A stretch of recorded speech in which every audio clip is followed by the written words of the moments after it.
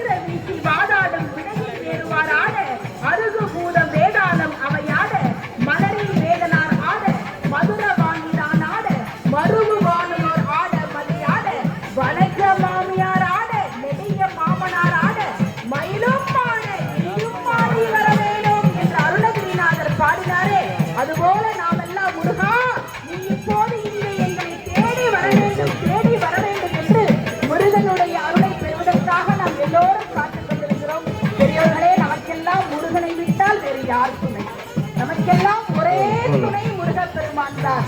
நாம் எப்படி இருந்தாலும் எவ்வளவு கஷ்டத்திலே இருந்தாலும் நம்மை அணைத்துக் கொள்கிற தெய்வமாக முருகப்பெருமான் இருக்கிறார். ஒரு குழந்தை போய் வணங்கினால் அவனும் பாலகனாக காட்சி தருகிறார்.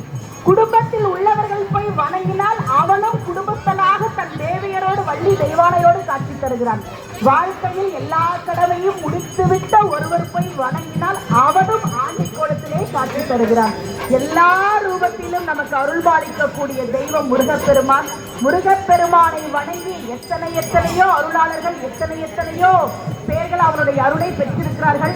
முருகப்பெருமானுடைய பழமுதிர்ச்சோலை கோவிலில் திருக்குட நன்னீராட்டு பெருவிழாவை தரிசனம் செய்வதற்காக நாம் எல்லோருமாக இங்கே கூடியிருக்கிறோம்.